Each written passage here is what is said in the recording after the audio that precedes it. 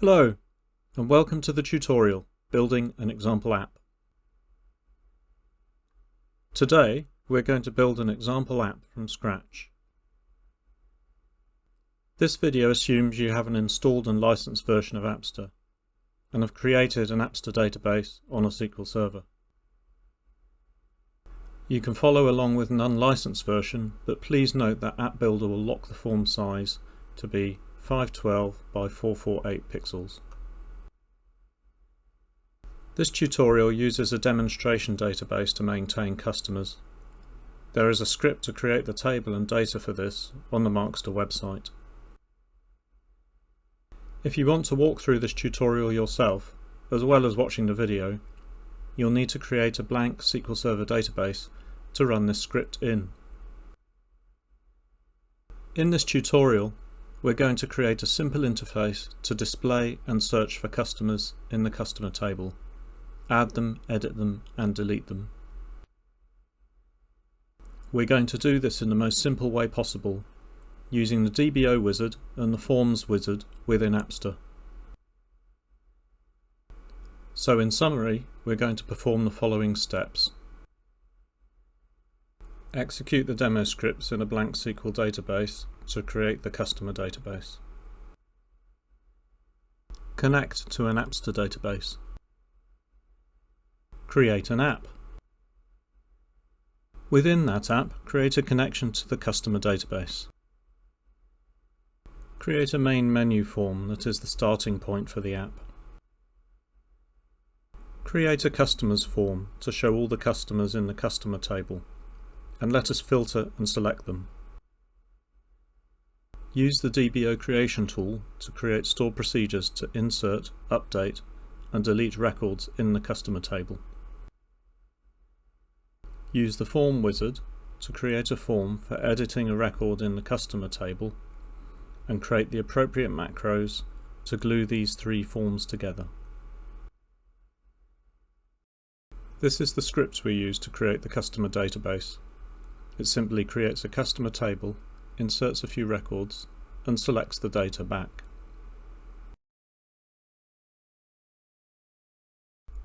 Now we're going to create the app record. With Appster open and connected to your Appster database, right-click on Applications and select Add. This will open a new app window. In the name field, enter Demo App and click on the Save icon. You can see that you've created the Demo app underneath the Applications folder. Now expand Demo app. You've created your first app. It doesn't do anything yet because it has no connections or forms, but that comes next. Creating the connection. Now we're going to add a connection to point to the customer demo database. Right-click Connections and click Add. This opens a new connection window. In the connection name, type Customer. Click the Select button to the right and enter the connection details that connect you to the customer demo database, and then click OK.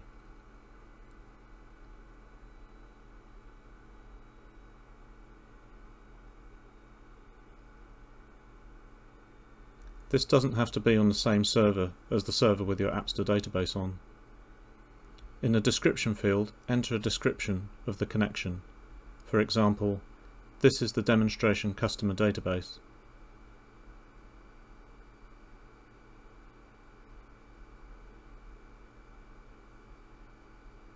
Click the Save icon.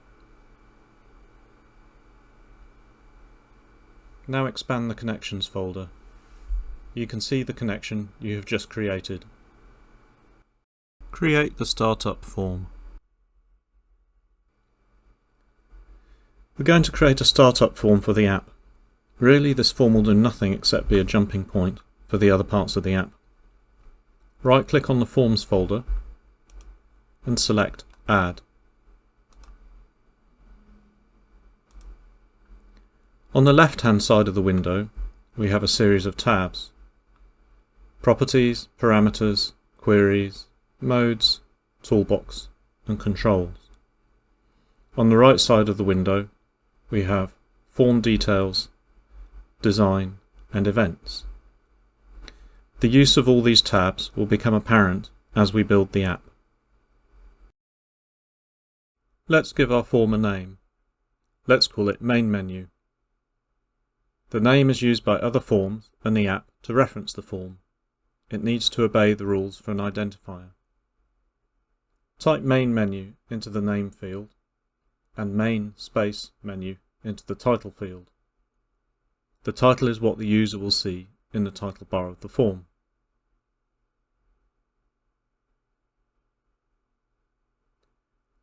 Our form will only support one mode, which will be the View mode. Click on the Modes tab. Click Add. Select View from the drop-down and click OK.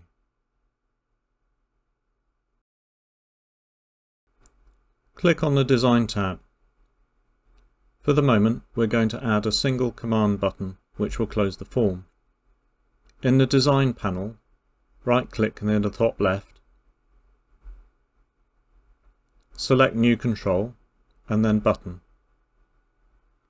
A command button appears on the form. Use the left click to drag it to a place that you're happy with.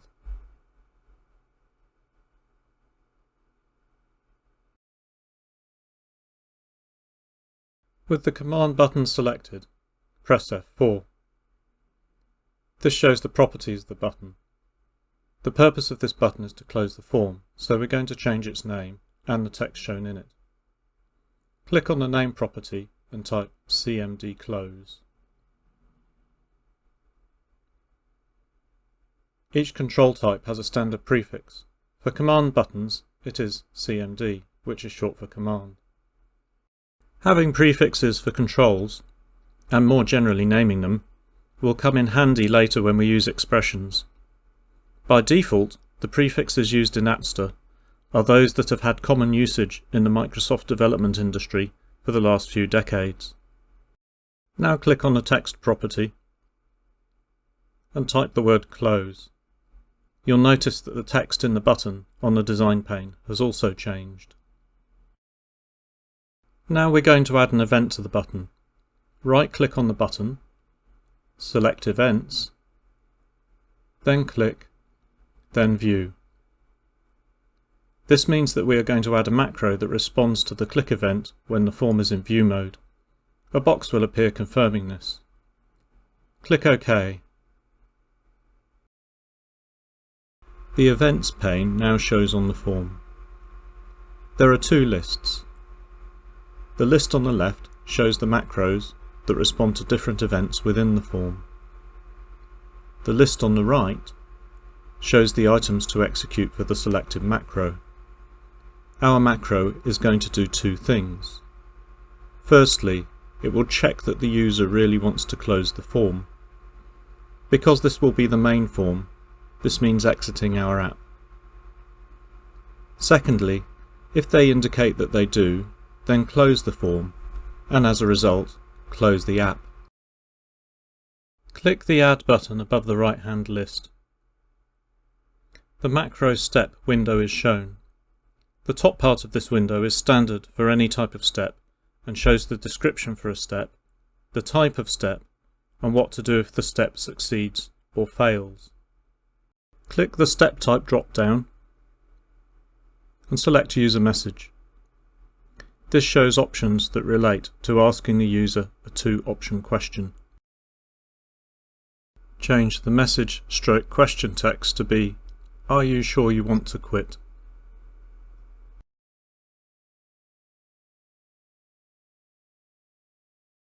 Change the success option to be quit.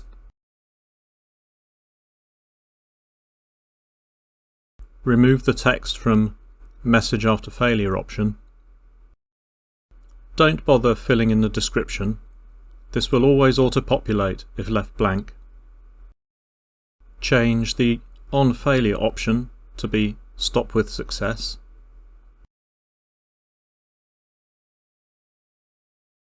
And click OK.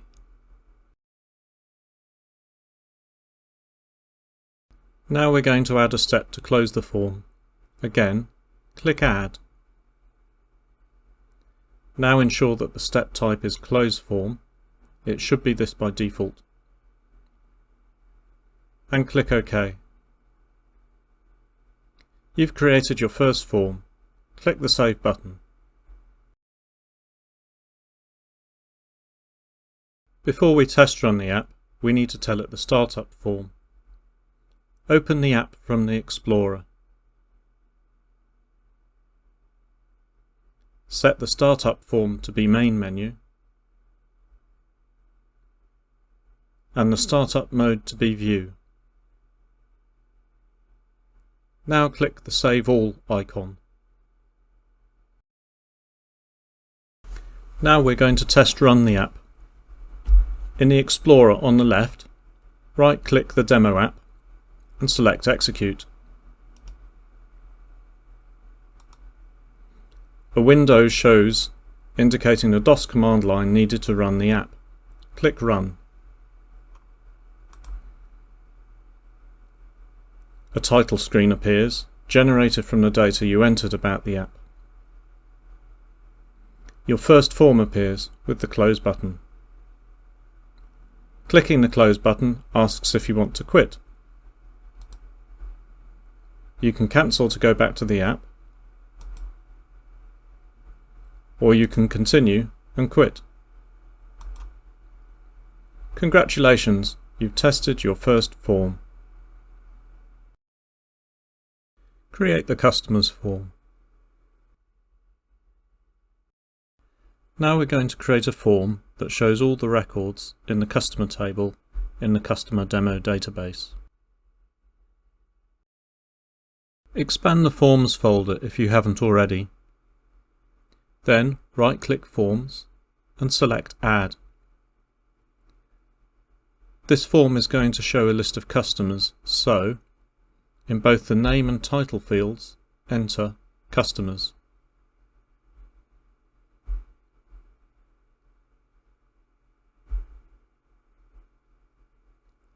Click on the Mode tab and add the View mode.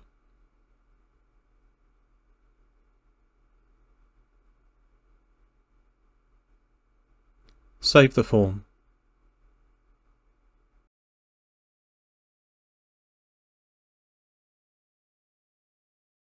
Now we're going to add some controls to the form. We click on the Design tab and add a Close button,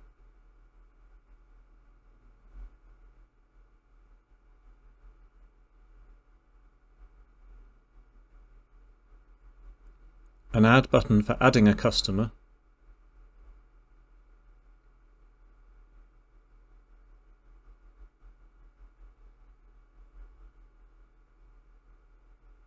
an Edit button for editing a customer,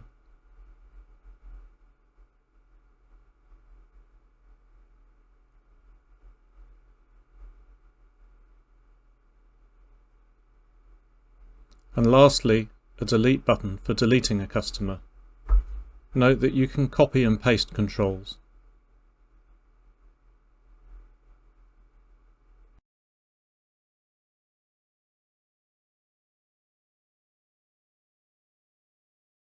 Also, we want to add a SQL list view to show the customers.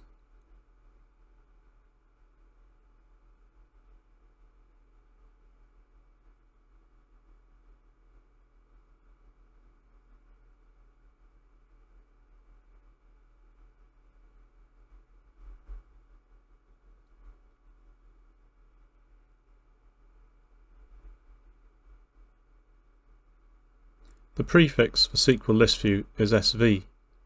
When you use the Form Wizard later, it will also use these conventions.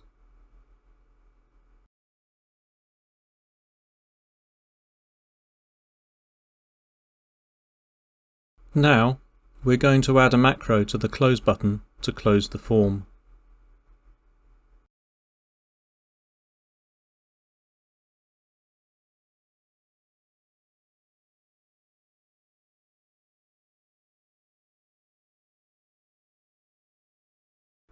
Now, we're going to add a query to the form to get the records from the customer table. We click Queries and then Add. This is the query window. Select Customer from the Connection drop-down. In the query name, enter Customers, as this is what the query will return. In the main query, type the following code.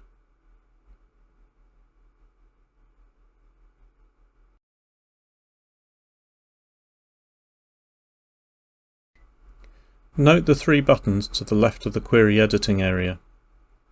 The first one, FX, is for embedding expressions within the query. We'll come to that later. The second one, when toggled on, traps the Enter key to enter a new line in the query. The third one, when toggled on, traps the Tab key to enter a tab in the query. We click Execute and the results appear. Only the first 100 rows will ever be shown here, but this data is cached at design time once the query has been executed. Click OK. Congratulations, you've now created your first query. Now we're going to show the results of that query in the SQL list view. Right-click on it and select Properties. Here we can see all the properties of the SQL list view. Anchor it to the right and bottom so that the control will expand if the user expands the window. On query name, select Customers.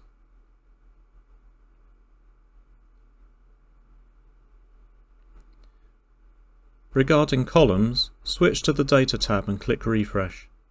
This will show the data from the query. You can change the width of the column headers here. If you don't want to see some of the columns, slide them until they are 0 width. They are still there.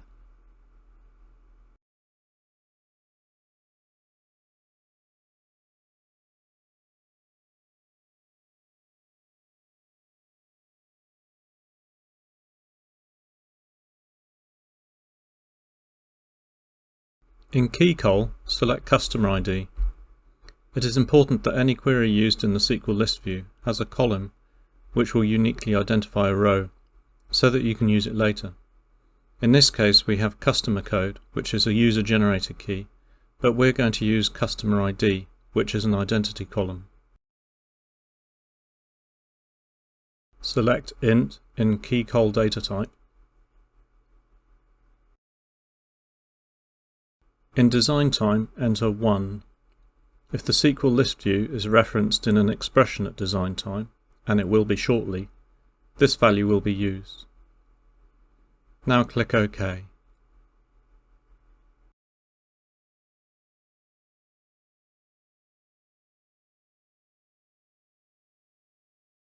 Now, save and close the Customers form and reopen the main menu form.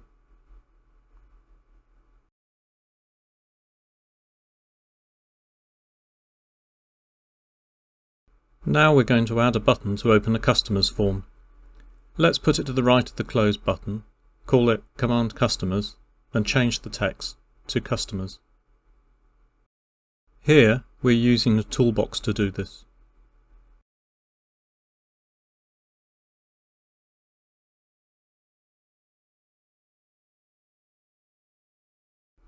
Now, add a click event to it for view mode,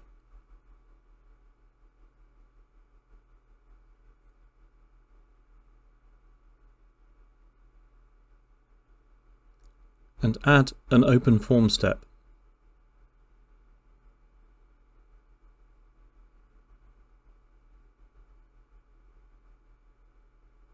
In Form, select Customers, and in Mode, select View.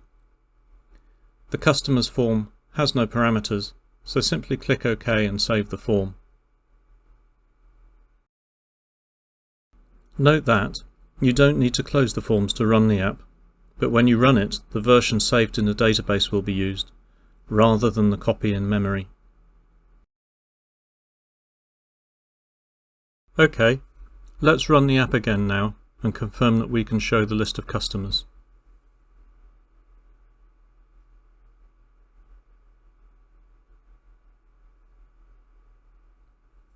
Great, that's what we expected.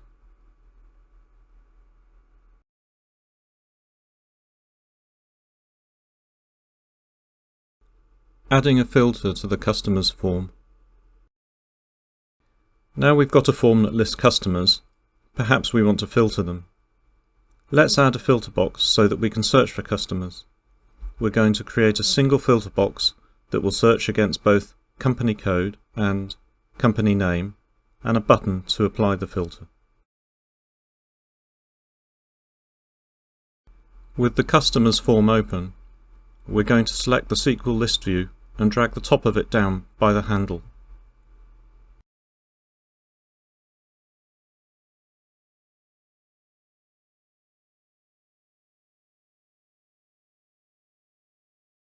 Now we're going to create a label, a text box for the filter, and a command button to apply the filter.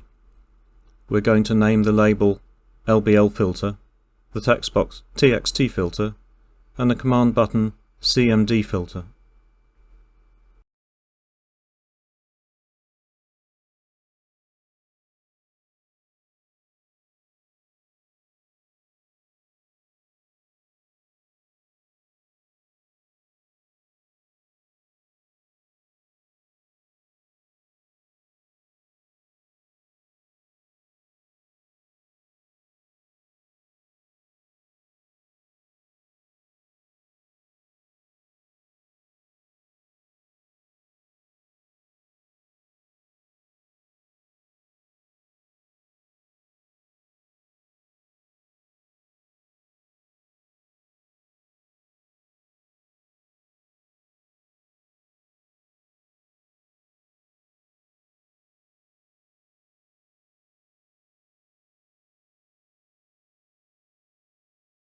The only thing left to do now is to modify the query so that it takes account of what is in TXT filter.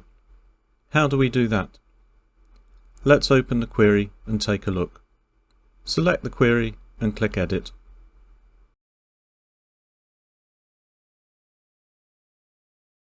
We need to add a where clause to the query.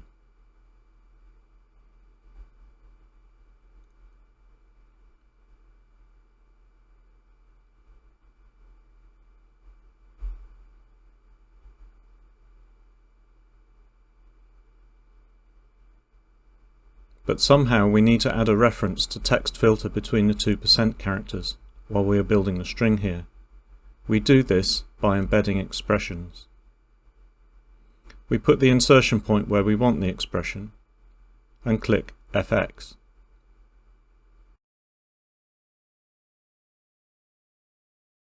This shows the expression editor window. On the left side, we can see all the sources of data in our form environment that we can use in our expression.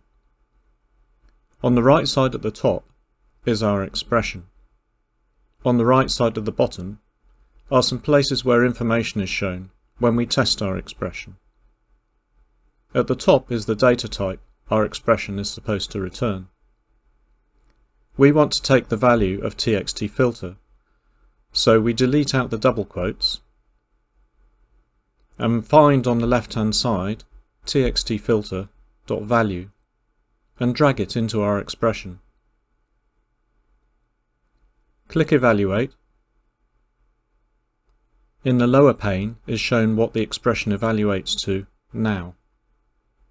Click OK. Note that an expression always starts with an equals sign. You'll also notice that the expression has been inserted into SQL between two sets of double @ signs. Within Appster, double @ is the delimiter for expressions, no matter what they're inserted into. This is because double @ is highly unlikely to be used in any known language, computer or human. Note that expressions may also be embedded into other types of data, for example, to insert data into an email. We also want to try the same match on the customer name. so we copy and paste part of the where clause to achieve this.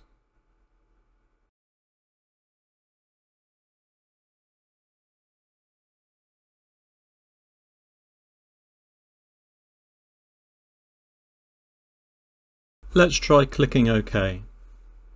We get a message indicating that we haven't executed the query since editing it. We need to execute it to be able to save it. Remember that a query saves the first 100 rows of results, so that the data can be used elsewhere in the form at design time.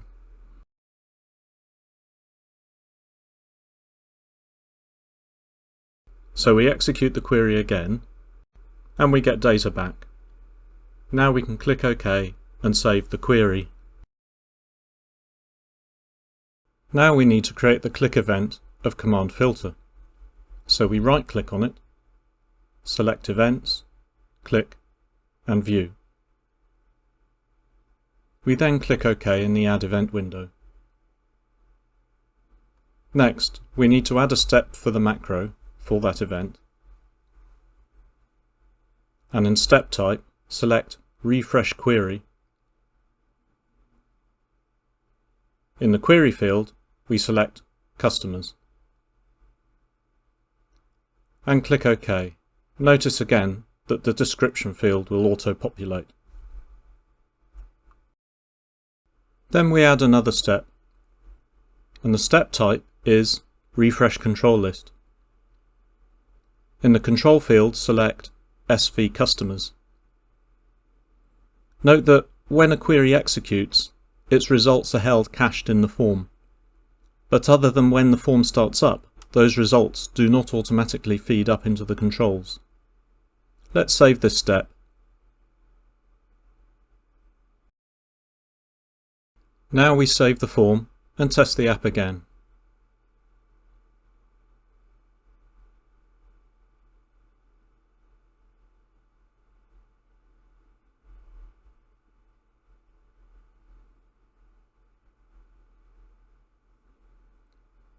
When we get to the Customers form, let's type MA into the filter and click Filter.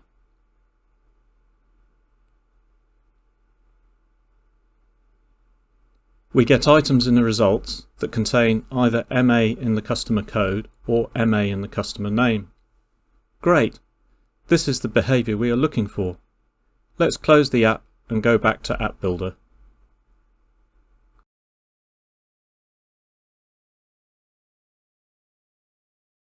Create the stored procedures required to modify data in the customer table.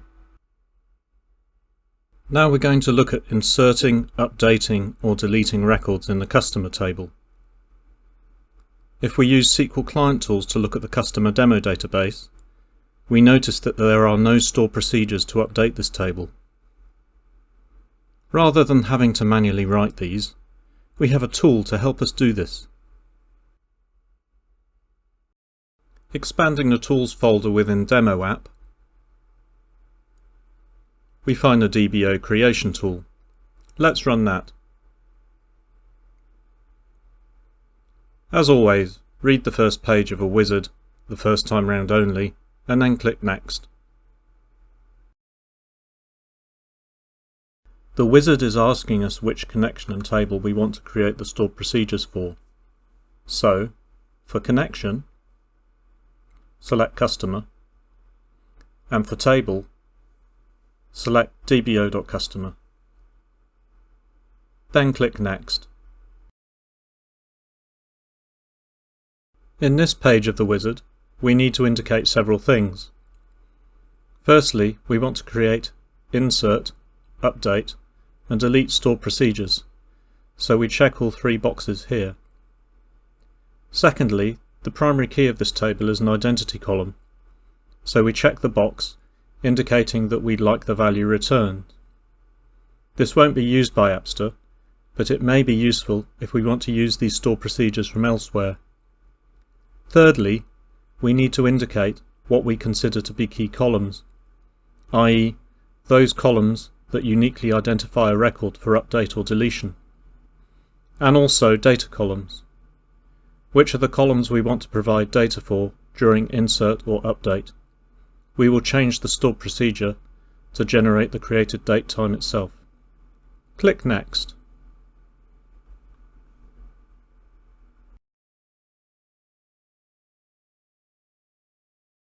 On this page, we can see the scripts that have just been created. We can either execute them directly against the database, or save them to a file for further use, or just copy the text out. Additionally, we can either return SQL code that will create all three stored procedures, or split this out to be one at a time. Here we are going to modify them slightly to populate the created datetime from within the insert stored procedure. We'll copy the script out and paste it into a SQL query window.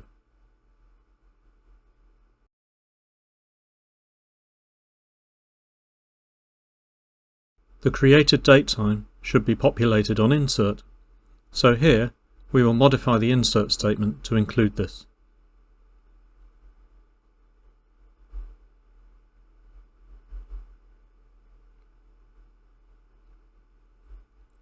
And execute it against the customer demo database.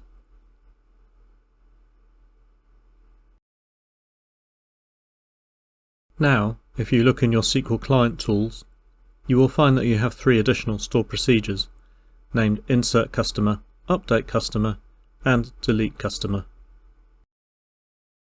Using the Form Wizard to create the customer form.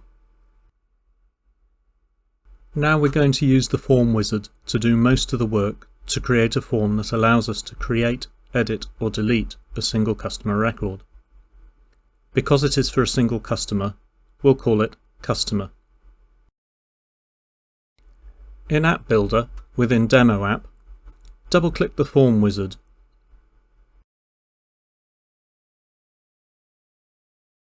The first panel allows us to indicate either a table we want to edit a record from, or a query which is going to provide us with a row of data which we want to edit.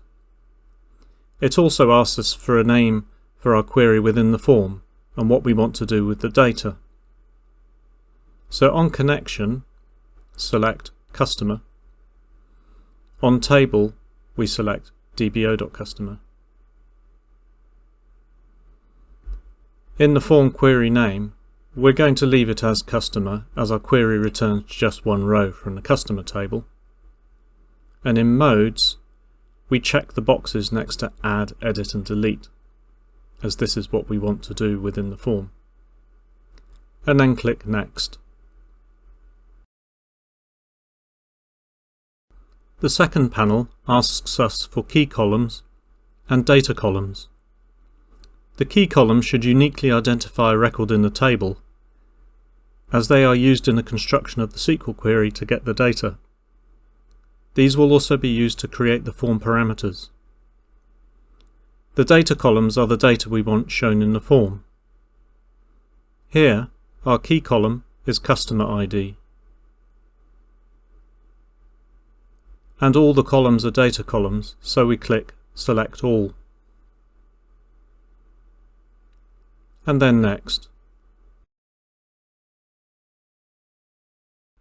The third panel helps us with the layout of the form. The layout can be seen on the right-hand side. It asks us for a form name and title.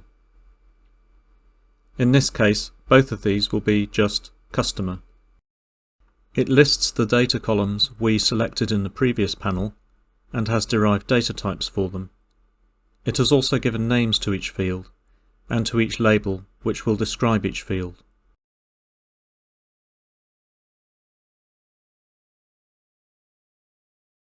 We can modify details about each field by selecting it and clicking Edit, or by double-clicking an item.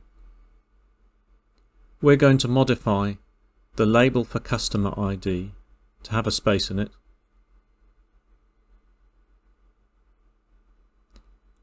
the label for Customer Code to have a space in it,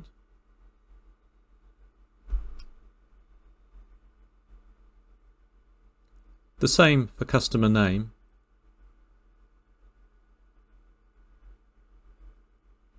and we'll change the text for created date time to state just created.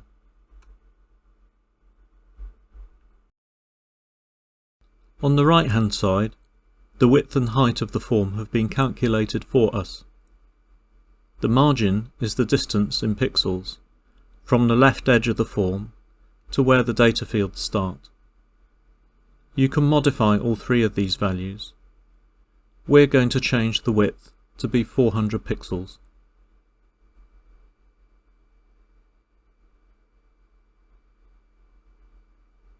And click Next.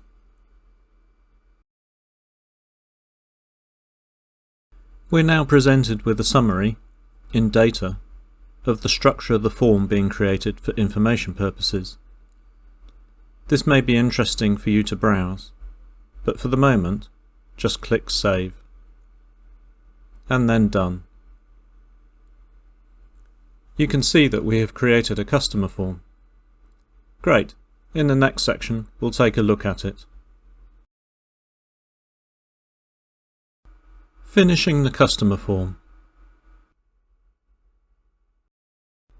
Now we've used the Form Wizard to create the customer form for us, let's take a look at it. Open the customer form.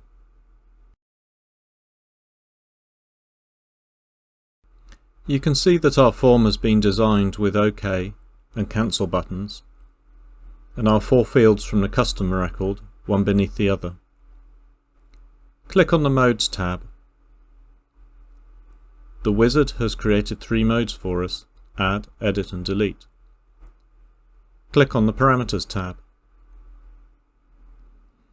The wizard has created a parameter for us, Customer ID, which is of type int. Click on the Queries tab. The wizard has created a query for us called Customer. Let's take a closer look at the query. Select the query and click Edit.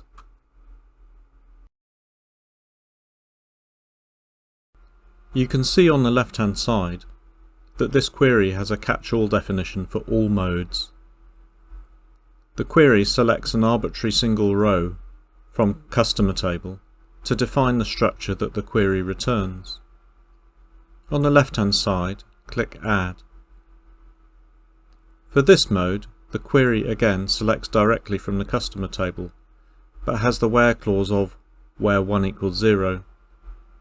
This condition will fail against all rows, so again, no data will be returned. For adding a customer, we have no row we want to retrieve, and this is why.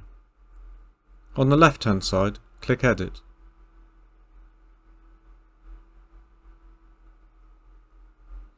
Here we can see that we are selecting a row that is matching the column Customer ID against an expression. The expression returns the value of the parameter Customer ID. Hence, in edit mode, the query will return the customer record that was requested by the parameter. Also note that the checkbox, Raise an error if this query returns no rows, is checked. This means that if there is no data for this customer, when the form is opened in App Player, an error will be raised, the user will be informed, and the form will not open. On the left-hand side, click Delete. The query here is the same for Edit. Now close the query window.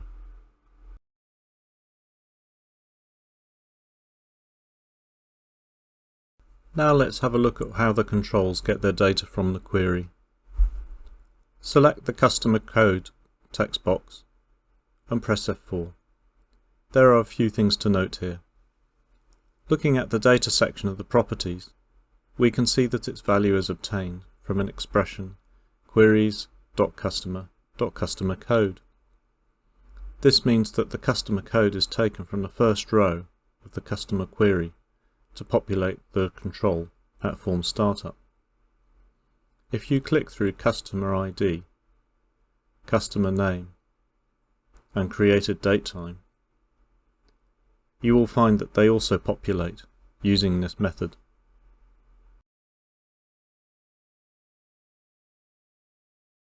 Let's also have a look at some other aspects of the form to see what else the Query Wizard has done for us. If we look at the enable property of all 4 data controls, we see that they will be enabled in add or edit mode. This is correct, except for customer ID, which should be read-only at all times, as it is populated from an identity column. Looking more closely, we notice that the name of the control that shows customer ID is NI customer ID. NI is the prefix for number int, which is the type of control used to show an integer.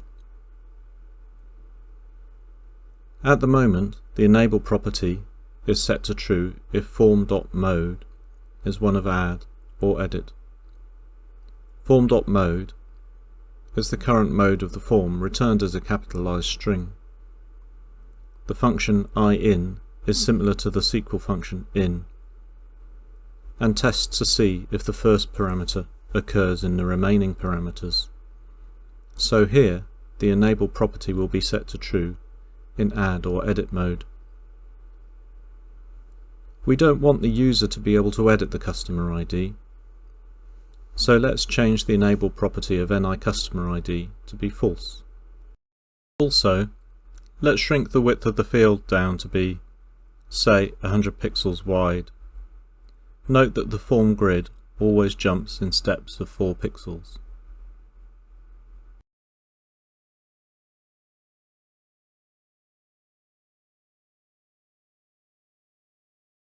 Next, let's look at customer code.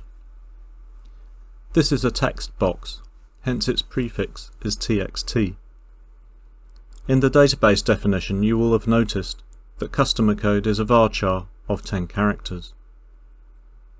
Note that the max size property of this field is set to 10, so that it will not accept more than 10 characters if the user types into it. Also, the enable property is set correctly here, as we only want to be able to edit the field in add or edit mode. Moving on to customer name. Again, this is a text box, and its max size has been set to 100, which reflects the length of the SQL column it shows. Again, the enable property is set correctly here, as we only want to be able to edit the field in add or edit mode.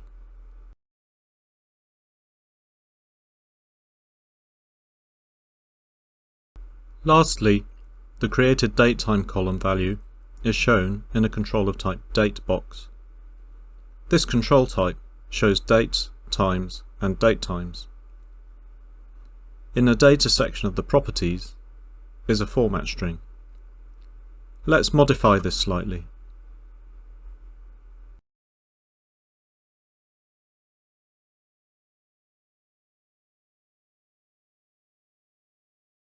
Created datetime is populated by the insert in the stored procedure, so we don't want to be able to edit it.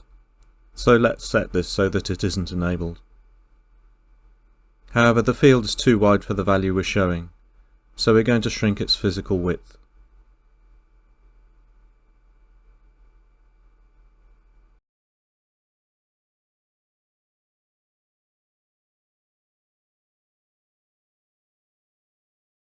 We also see that we have 2 buttons, so let's have a look at the Events tab.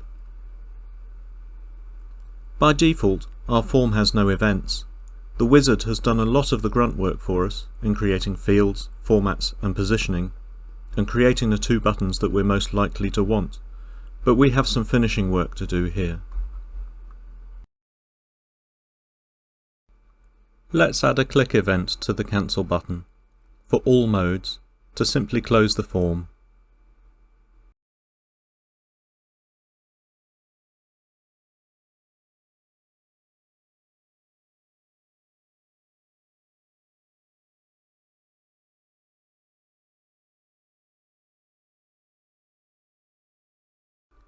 Moving to our OK button, we want it to behave differently depending on the mode.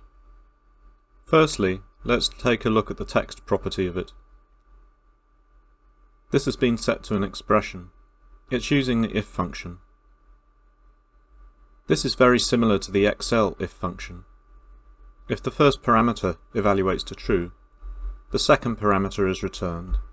If false, the third parameter. In this case, we can see that the text of the button will show delete if the form is in delete mode. Otherwise, it will show OK.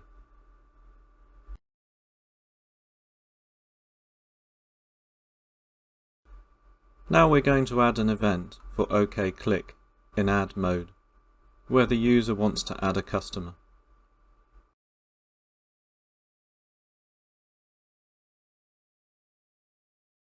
The first thing we want to do is check that the user has entered a customer code and a customer name. For this, we are going to add a validation step. A validation step will perform a series of checks for conditions. If the check is true, a message is shown and the step fails. The checks are done in the order shown, and you can change their order using the Move Up and Move Down buttons. First, we're going to check that customer code is not empty, so we click Add to add a validation. Then click on FX next to the validation rule to open the expression editor. We enter the expression that checks to see if text customer code is at the empty string.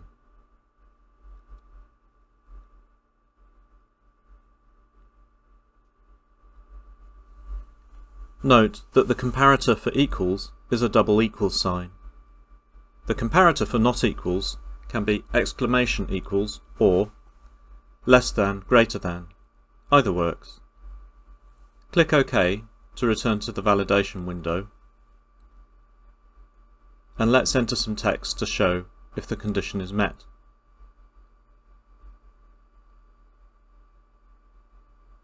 And click OK. Next, we're going to do exactly the same thing, but for customer name.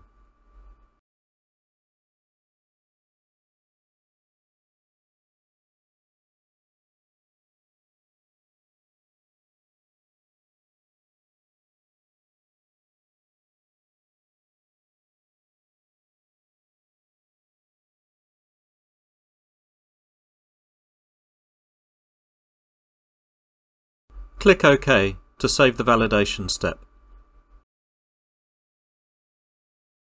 This is as much validation as we can do within the form. Next, we are going to call a stored procedure to insert the record. Let's add a stored procedure step. We set connection to customer and stored procedure to dbo.insertCustomer. The parameters list automatically populates with the parameters for the stored procedure. We are going to use the AutoMatch facility, so click AutoMatch. This opens the AutoMatch window.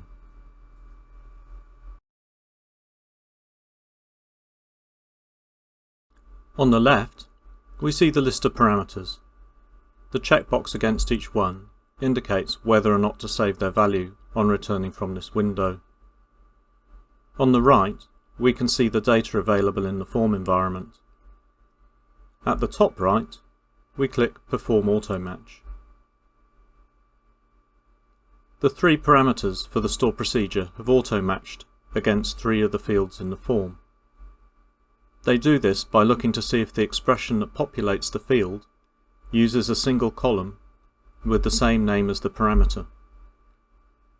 We click OK to take these changes back to the stored procedure step.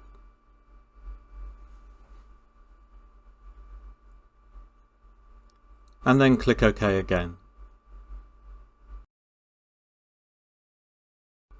Lastly, we're going to add a step to close the window now that the user has successfully inserted the customer.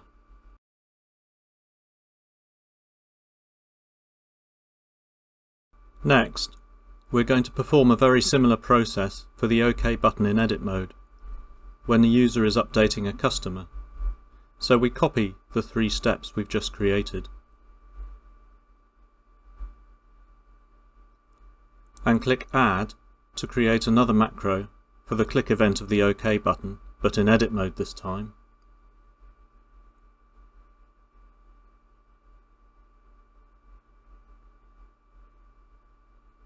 and paste them in to the new macro.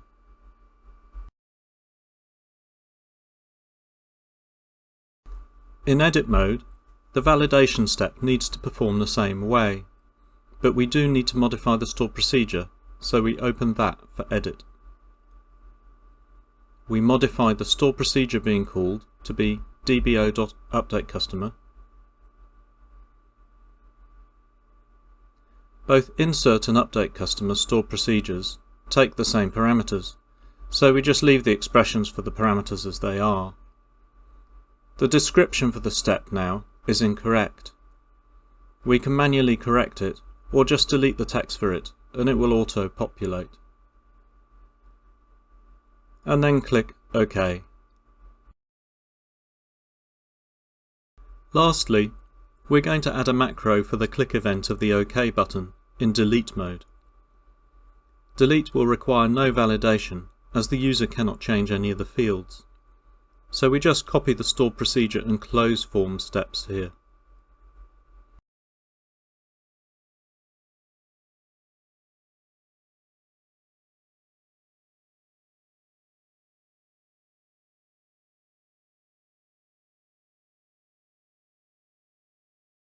Then, we need to modify the stored procedure, so we open that step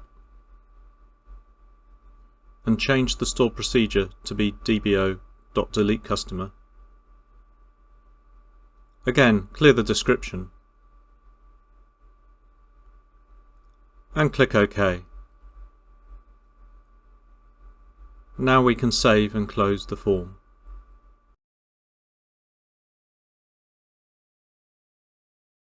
The last thing we need to do before testing the form is to modify the customer's form so that it calls the customer form from the Add, Edit and Delete buttons appropriately. Let's open the customer's form again.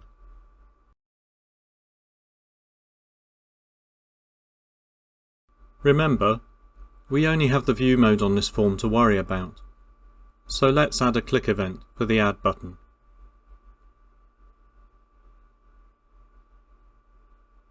Here, we're going to open the customer form in Add mode, so we add an Open Form step.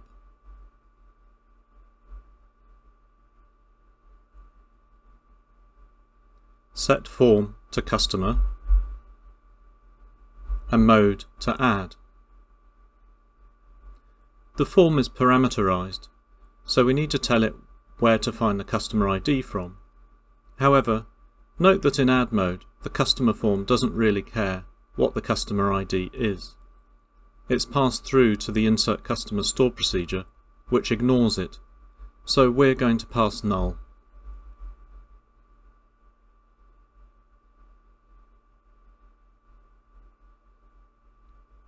And click OK.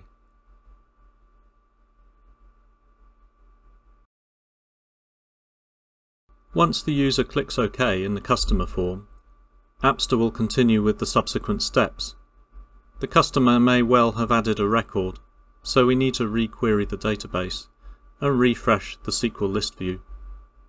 So we add a refresh query step.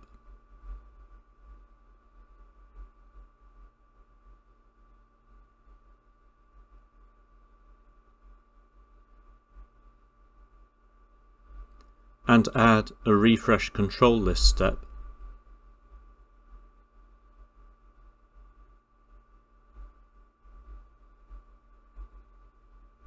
And our Add button is completed. Both Edit and Delete are going to be very similar, so let's copy these steps and create an event for the Edit button.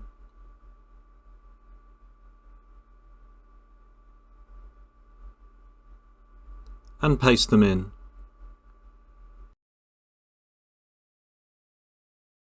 When the user clicks on Edit, we need to open the customer form in Edit mode for the selected row. However, what happens if there is no row selected? We would like to show a message to the user indicating that. We can do this with a validation step, so let's add one.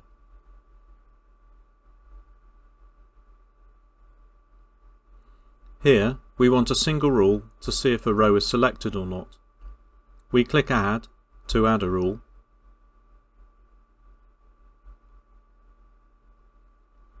and then FX to define the condition we're looking to check. If we expand SV Customers, we note that it has a property, Is item selected? This returns true if an item is selected. We want our rule to activate if one is not selected, so we will use the not operator, which is an exclamation mark or pling.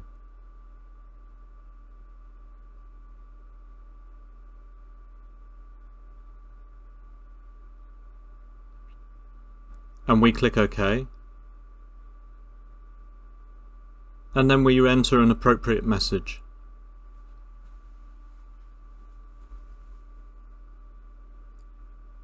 Click OK to save the rule,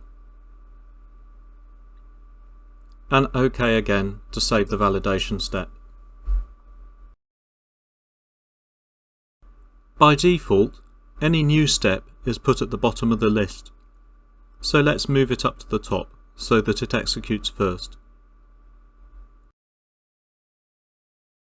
Now, we simply need to modify the step that opens the customer form. To call the customer form in edit mode, and to pass through the value from the key col of the selected row on the SQL list view. Note that the value property of a SQL list view will return the value from the key col of the selected row. If there are no selected rows, null is returned. We save the step.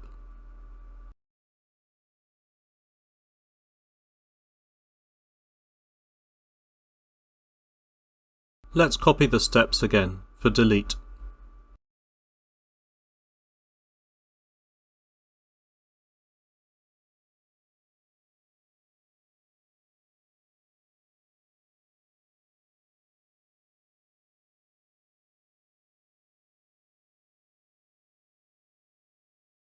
We need to modify the open form step to call the customer form in delete mode. And that is all we need to do here. Save and close the form.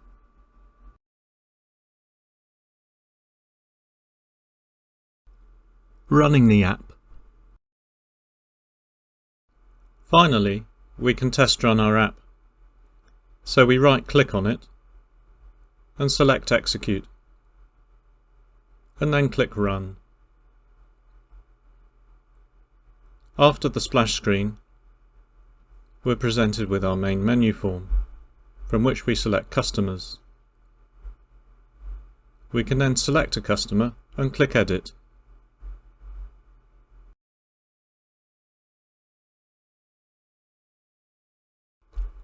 Let's modify the name of the customer and click OK. We can see that the data has changed in the customers form. We can add a customer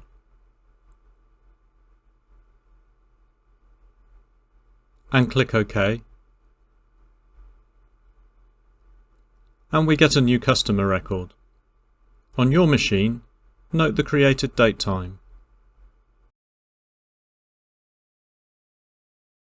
Let's delete the record we've just created.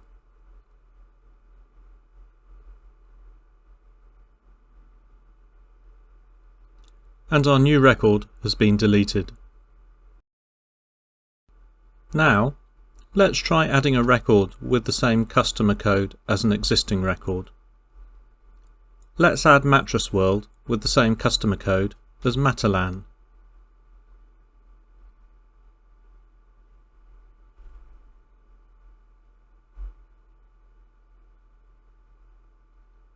We get an error indicating that we could not insert due to the unique index we have on customer code.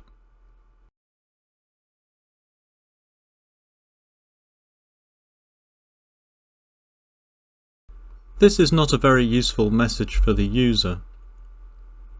We can improve on this by adding a check within the transaction in the stored procedure before attempting the insert and returning a custom message to the user.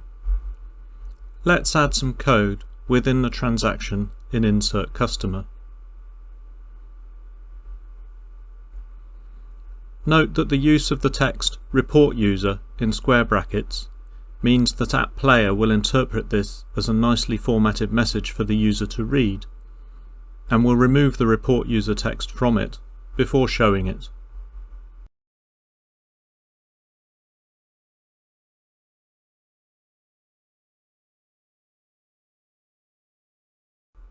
Now let's try again. We close the error message and try to save again.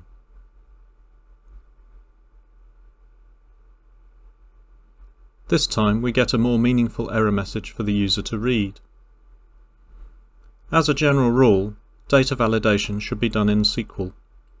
The purpose of Appster is simply to be able to present data, allow the user to edit it, and call stored procedures with that data. Even though Appster can perform some basic validation checks using a validation step, for example, if a field is populated or not, you should always protect your data within SQL too.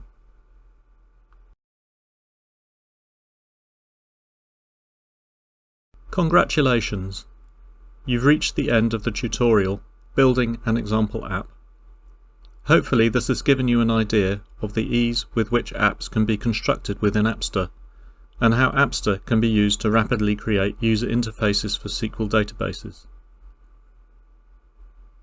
Please comment below if this was useful or you think it could be improved, or just email directly to support@markster.ltd.